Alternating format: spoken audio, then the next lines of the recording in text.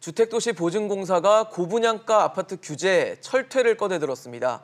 관리 대상 지역의 새로운 아파트가 분양가를 책정할 때 주변에 있는 기존 아파트의 분양가를 넘기지 말라는 겁니다. 네, 당장 시장에서는 반발의 목소리가 나오고 집값 안정 실효성을 둘러싼 찬반 논란도 가열되는 상황입니다. 오늘 아침 토론에서는 주택도시보증공사의 고분양가 아파트 규제를 놓고 찬반 토론을 진행해 보도록 하겠습니다. 주변 시세보다 높은 고분양가 아파트는 집값 안정을 위해 통제하는 것이 맞다. 아니다. 시장에 맡겨야지. 정부가 효과도 없는 규제책만 왜 자꾸 내놓느냐. 다양한 의견들이 있을 텐데요. 여러분의 의견도 문자로 보내주시기 바랍니다. 네, 100원의 이용료가 있는 샵 3698 유료 문자로 많은 참여 바랍니다. 자, 그럼 오늘 토론 패널 소개해드리겠습니다. 한국부동산학회 수도권학회 김용민 회장, 경희사이버대학교 모바일 융합학과 최영일 겸임 교수입니다. 두 분 어서 오세요. 안녕하세요. 네, 우선 교수님께 좀 여쭤보겠습니다. 주택도시보증공사가 이 고분양가를 판단하는 기준을 강화하겠다라고 했는데 배경이 있을 것 같아요. 왜 그랬을까요? 배경이 있죠. 일단은 이 분양가가 높다라고 하는 것이 이제 과열을 이제 의미하는 게 아니겠습니까? 네. 그래서 이제 정부는 지금 집값 안정화를 계속 추구하는 정책을 그렇죠. 뭐 여러 차례 이제 시행해 왔기 때문에 이게 일부 지역입니다만 뭐 수도권은 대부분 포함됩니다. 서울은 전역이고요. 그런데 이제 고분양 아파트에 대해서는 이 상한제를 정부가 시행해야 한다라고 하는 이제 입장을 가지고 있는 거예요. 네. 그런데 그동안의 기준이 논란이 좀 많았습니다. 기준이 주먹구구식이다 또는 이제 이것이 명확하지 못하다. 그래서 이번에 부랴부랴 이 말씀하신 주택도시보증공사가 중심이 돼서 고분양가 관리 대책에 대한 개선안을 낸 겁니다. 네. 자, 이 개선안을 냈는데 네. 정부 입장에서는 개선안이고 지금 말씀하신 대로 시장에서는 철퇴라는 표현으로 너무 압박 강화하는 거 아니냐. 네. 시장 논리의 흐름을 역행하는 것을 정부가 이제 만들어내고 있다. 그래서 오히려 고분양 아파트라는 건 아파트 가격이 비싸지는 거잖아요. 그렇죠. 근데 이 가격을 통제하겠다는 얘기잖아요. 네. 그렇다면은 가격이 또 싸지는 현상이 발생하니까 그러겠죠.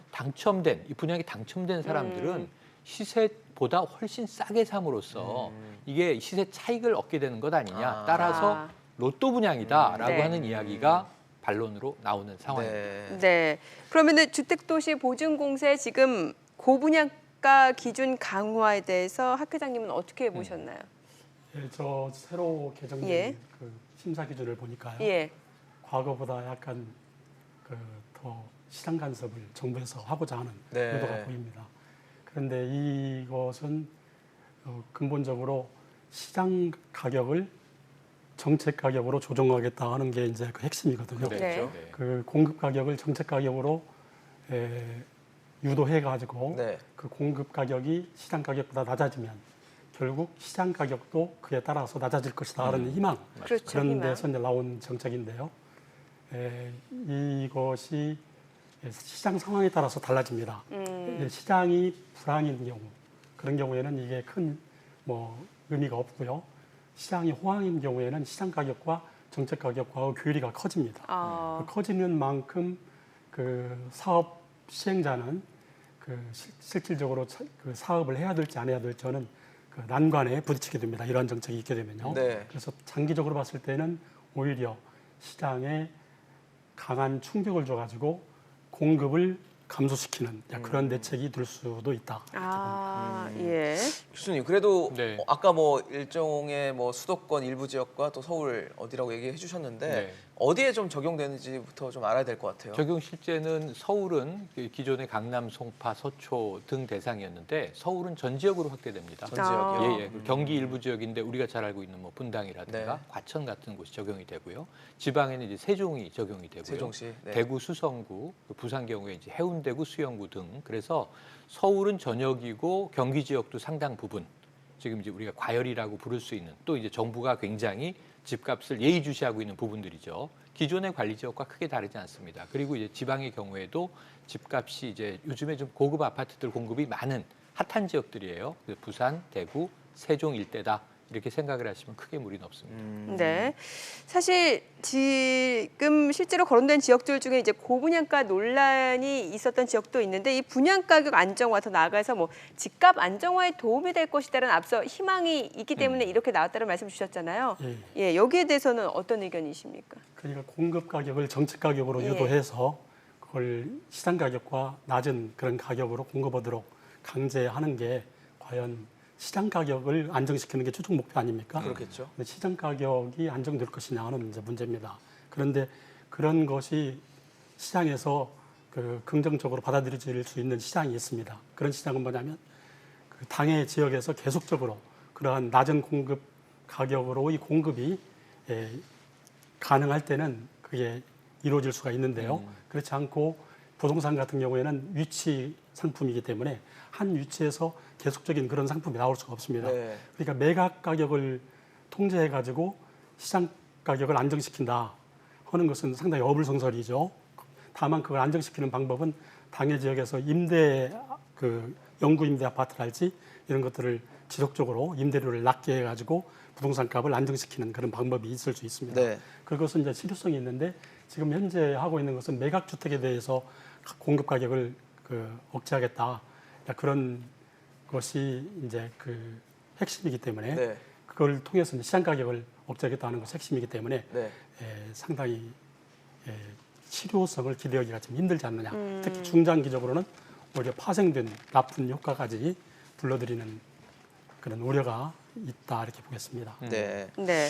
교수님, 사실 근데 뭐 물론 정부가 규제를 해서 그동안 좀 가격 안정세가 이어져 왔다는 건 맞는데 네, 네. 그럼에도 또 이렇게 정부가 규제를 함으로써 네. 지금 최근에 뭐 분양가 상승폭이 그렇게 크지 않은 것 같은데 예.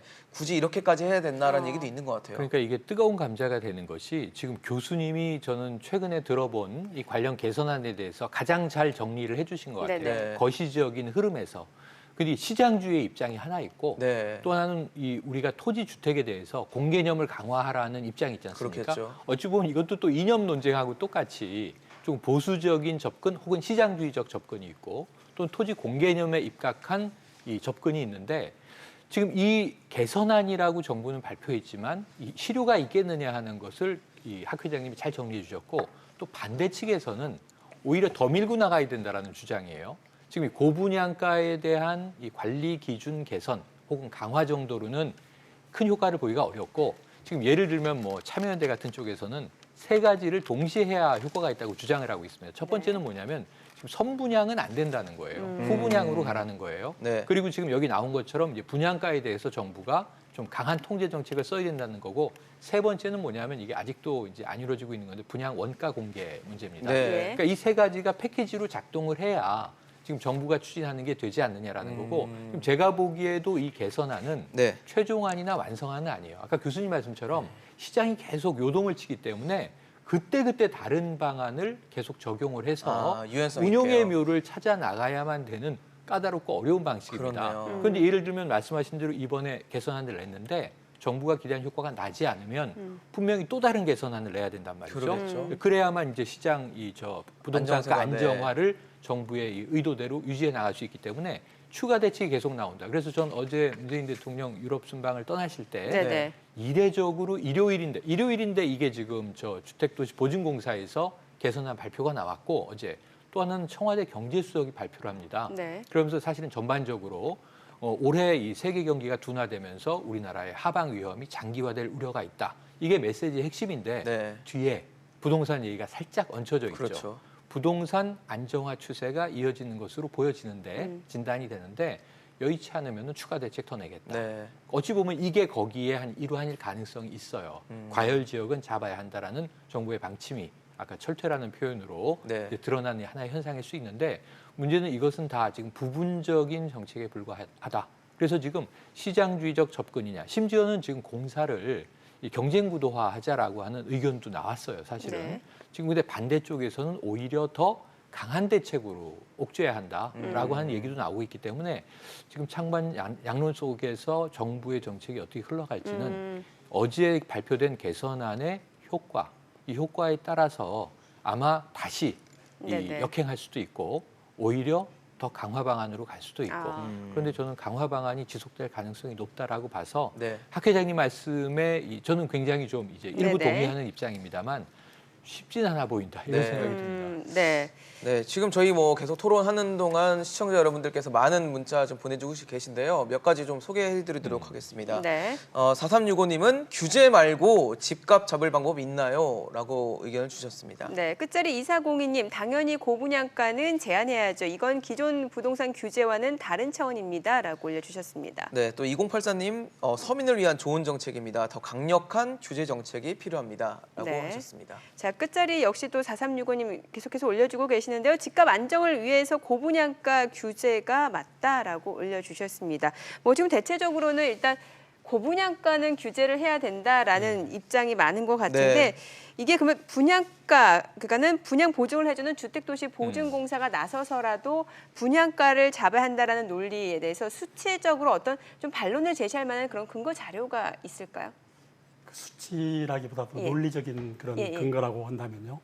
이 본래 분양 가격이라고 하는 것은 그 택지 구입비하고 건축비, 그다음에 업자의 적정 이윤 이런 게 다 합쳐진 건데 네.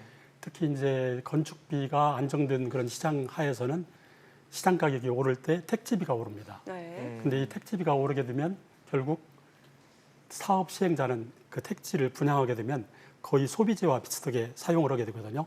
그래서 이미 소비되어 버린 택지를 다른 데서 대체 토지를 구해야 되는데 그 구입 비용이 비싸지기 때문에 당해 사업과 같은 규모를 유지하기가 힘들어집니다. 낮은 분양가를 이제 통해서 네. 시장 가격을 갖다가 맞추지 못한 그런 분양의 경우에는요. 그런데 그런 그 기업의 그 계속성, 계속 기업의 그 활력성 이런 네. 것을 위해서라도 그 시장 가치가 왜 변하는가 하는 것을 알고서 그걸 대책을 세워서 정부가 간섭을 해야 되지 무조건 분양 가격을 억제하게 되면 오히려 그 분양 가격이 더 비싸질 수가 있습니다. 역효과가 날 수 있다. 예, 시장 그러니까 가격은 더 비싸질 수가 건설사들이 있어요. 공급을 억제해서 오히려 그래서 비싸게. 공급 감소는 결국 가격 가격 상승으로 가겠죠. 상승이니까요. 네. 장기적으로 공급 감소를 가져올 수 있기 때문에 아. 그게 이제 가격 상승 원인이 되고 그로 인해서 오히려 서민들은 집 사기가 힘들어지는. 그리고 또 이게 반사적으로 어떤 부작용이 있느냐면요. 예. 시장 가격과 정책 가격을 그 괴리 폭이 커지면 커질수록 네네. 그 폭을 노리는 투기가 발생합니다. 아, 네. 그러니까 그 앞서 로또라고 로또, 이제 예. 표현을 보통 하는데 네네. 그 사실상은 투기죠.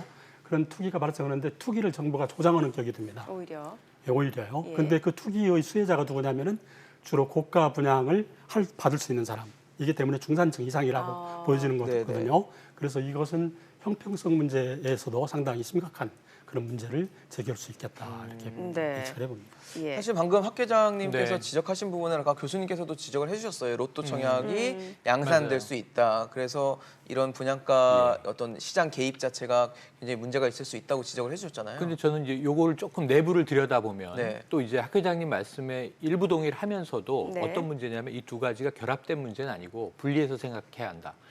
정당하게 당첨을 받았는데 네. 고분양을 규제 관리하는 차원에서 어찌 보면 시세에 맞췄거나 네. 시세보다 약간 싼 아파트를 샀는데 시세는 그거보다 높으면 당연히 차익이 발생하죠. 그런데 그것은 이 아파트를 분양받은 사람의 어쩔 수 없이 이제 여기 붙어가는 권리예요. 그런데 문제는 아까 이 학 회장이 말씀하신 것 중에 심각한 것은 분양받을 자격이 없는데 분양을 받아서 분양 비리가 적지 않았다는 보도들입니다. 지난해까지에. 사실은 뭐 위장 결혼을 하질 않나, 네. 자녀 수가 많은 사람들이 이제 결합을 해서 겹쳐져서. 실제로는 따로 사는데 네. 로또 분양을 받질 않나. 여기 이제 분통이 터지는 거예요. 지난해에 이제 레미안 리더스 원 사태도 네. 있어요. 이제 여러 가지. 그리고 그 이후에도 이 저 정부의 이제 또 경찰의 공개 발표도 있었습니다. 그래서 이런 비리는 엄단해야 한다. 이것은 이제 위법의 영역이니까 엄단해야 되는데 문제는 로또 당첨이 로또 당첨이라는 말 자체가 뭐냐면은 사실은 로또 당첨을 정책적으로 억제하려면 부동산이 과열되는 걸 방치해야 됩니다. 그렇죠. 그렇죠. 왜냐하면 로또 당첨을 없애려다 보니까 그럼 다 올라야 되는 거잖아요. 그렇죠. 그러니까 결국은 제가 보기에는 건설업자들의 어떤 이 부동산 시장에서의 이윤 창출에 대한 서민들의 불신이 커져 있는 게 아까 이제 시청자 문자들의 내용이라고 봐요. 그래서 저는 핵심적으로 아까 시민단체가 주장한 것처럼 분양 원가를 공개해서 과거에는 부동산 사업하면 돈을 많이 번다라는 인식이 있었죠. 그렇죠. 건설업이. 네. 네. 근데 지금 건설업이 부동산으로 돈 벌기 쉽지 않다라는 걸 또 이 국민들도 체감하고 있는 단계입니다. 예, 예. 그럼 공정하게 우리가 원하는 이윤의 마진율은 몇 %인데 지금 현재 시장 상황에선 우리가 마진이 어느 정도 떨어졌다, 적자 위기다, 혹은 이 정도면 적정 마진이다라고 하는 걸 공개했을 때 네. 사실 웬만한 공산품들에 대해서는 다 마진율을 우리가 예. 알고 들어가지 않습니까? 그런데 아까 이제 학 회장님 말씀하신 것처럼 적정 이윤에 대한 서민들의 이 체감도가 없어요. 네네. 그럼 사실은 이게 미분양이라고 해도 이 건설업자는 절대 손해 안 보는 것 아니야? 아, 이런 그런 부동산 생각할 수 불패 있죠. 신화 속에 예. 숨어 있는 불신이 있거든요. 예. 이 네. 불신을 해소해 주는 게 어. 업자 측에서도 그럼 정부가 훨씬 정책을 운신하기가 쉬워지는데 네. 이 분양원가 미공개 부분이 이 불신을 조장하고 있다. 그래서 이런 것들이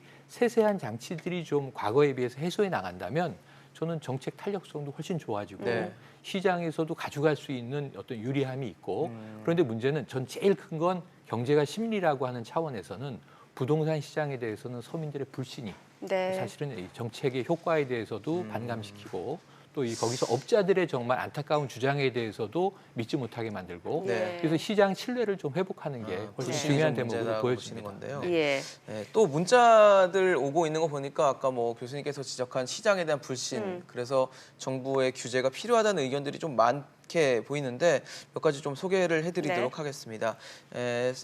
1046님은 거품 가득 낀 가격에 분양 가격을 정한다니까 건설사 배만 불리는 정책입니다. 더 강력히 규제해야 합니다라고 의견 주셨습니다. 네, 끝자리 3370님은 이제 부작용을 우려해 주셨어요. 로또 분양이네요라고 올려주셨고 또 8631님도 오히려 규제로 집이 7개월째 안 팔려서 고생하고 있어요. 돈 있는 사람들은 걱정이 없겠지만 돈 없는 사람들은 너무 힘듭니다. 부동산 시장이 죽어도 너무 죽었어요. 살려주세요. 그러니까 부동산 시장이 좀 침체되고 있는 부분을 우려를 하고 있는 것 같습니다. 네, 또 같은 비슷한 의견인데요. 863 하나님은 네. 규제가 문제가 아니라 시장을 활성화시켜야 경제가 돌아가지 않나요? 라고 또 의견을 주셨습니다. 네, 끝자리 8813님은 사기업의 이윤을 규제하는 것이 법적으로 문제는 없나요? 앞서 건설사들 네, 네. 그 이윤 마진 어느 정도의 원가가 공개가 되면 어느 정도의 마진율이 있을 것이다라는 부분이 또 공공연하게 알게 되면 이 부분에 대해서도 또 지적을 해주신 것 같습니다. 네, 사실 최근 이번에 그 허그의 그 개선안에 대해서 경실련 같은 시민단체에서는 고분양가 아파트 규제도 좀 꼼수다라고 이제 목소리를 그렇죠. 높이고 있는 상황인데 더 강력한 정책, 뭐 분양가 상한제를 더 빨리 시행해야 된다는 얘기도 있고요. 그래서 핀셋 규제를 하는 것으로 봐도 되는 건지. 그러니까 정부가 의도를 갖고 일단 세부 조정을 통해서 일단은 조절을 하는 거라고 봐야 되는 건지 어떻게 보십니까? 분양가 상한제는 이미 시행되어 왔고요. 네. 일부 지역에서도 시행되고 있지 그렇죠. 않습니까? 네, 주택법에 의거해가지고요. 그런데 그게 사실상 저도 거의 참여를 몇 번 해봤습니다만은 거의 형식적으로 이루어지고 있고 네. 또 그 원가 계산이 어떻게 되는지 알 수가 없기 때문에 그냥 대체로 그 분위기에 따라서 가격이 결정되는 그런 것으로 하다 보니까 상한제의 의미가 상당히 퇴색되고 그러다 보니까 이제 더 확실하게 기준을 정해놓고 이런 그 간접적 그런 강제 방법으로 하고 정부가 이제 하고 있는 것인데요. 그 현 정부 들어와서 가장 이제 우려되는 것은 뭐냐면은 부동산 값은 정치적인 또는 시장 개입, 정부 개입으로 잡을 수 있다고 하는 그런 환상이 있다는 겁니다. 근데 그런 환상이 빨리 깨트려져야만이 부동산 값이 잡히는 거지. 네. 오히려 그런 환상이 몰두하게 되면은 값이 더 불안정해지고 불안정해진다는 것은 값이 불안정해지고 불균형 변동한다 하는 것은 결국 투기를 조장하는 거거든요. 네. 그래서 투기를 오히려 더 조장하는 정부가 그러한 그 원인이 될 수 있기 때문에 우려를 하는 겁니다. 예. 그래서 그렇으면 시장에 맡길 건 맡기고 시장에 맡기지 않고 토지 이용에 유예가 된다든지 또는 형평에 큰 문제가 된다든지 할 때만 정부가 최소한 그 개입을 하는 그런 대책이 돼야 되는데 네. 무조건 값이 오른다고 해서 또 기업이 부침받는다고 해서 예. 그냥 간섭해가지고 네. 하려고 하면 오히려 부작용이 더 커진다. 지금 이렇게. 비슷한 의견을 주신 시청자분이 계세요. 끝자리 2882님이 지금 그러니까 분양가를 옆에 있는 주택하고 비슷하게 하게 되면 나중에는 결국에는 수요에 의해서 새 집으로 이제 수요가 몰린다라는 거죠. 그래서 집값이 더 오르게 되고 그러니까 시장에 개입하지 않았으면 좋겠습니다. 정부는 다른 경제에 집중해 주세요라고 올려주셨습니다. 그 아마 사실 이렇게 핀셋 규제까지 하게 되기까지 과정에서 분양가 상한제가 제대로 작동하지 않았다라는 비판을 네, 좀 네. 해주셨거든요. 맞습니다. 어떻게 보셨어요? 저도 거기에는 일부 과정은 그래 왔다고 생각이 돼요. 네. 앞으로는 잘 되기를 기대하지만 네. 잘 되겠느냐 하는 부분은 또 부정적인 측면들이 네. 분명히 있습니다. 네. 분양가 상한제가 성공한 사례가 많지 않습니다. 그래서 아까 말씀드린 대로 부분 지속적으로 정책이 바뀌면서 이 탄력적으로 그걸 억제하기 위한 노력을 하다 보니까 이 소비자 혹은 또 이제 시장 입장에서는 이게 혼동이 올 수 있는 게 지난해에는 이런 정책을 냈다가 올해는 이런 정책을 내지 계속 시그널이 꼬이는 거예요. 그러니까 이게 저는 정말 좋은 것은 시장에 맡기는 것이 가장 좋다고 보는데 네. 그게 학 회장님하고 이게 동의가 이루어지기 네. 위해서는 우리 시장이 투명하고 건강하고 아. 건전하다라는 예. 전제가 전제가 있어야 있어야 되네요. 시장 참여자가 불신 없이 신뢰하고 거래를 하게 되는 네. 거예요. 그렇죠. 정부가 발표를 하든 뭐 업체가 발표를 그렇죠. 하든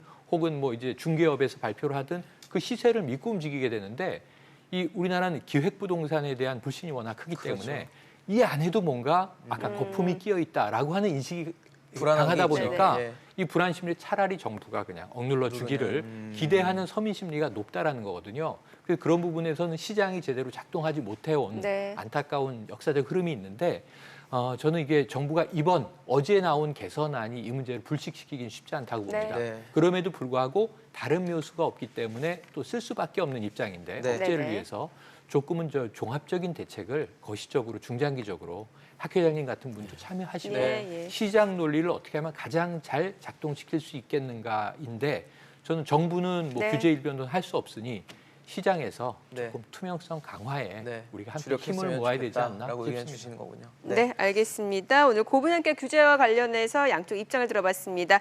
김용민 학 회장, 최영일 겸임 교수였습니다. 말씀 잘 들었습니다. 고맙습니다. 고맙습니다. 감사합니다.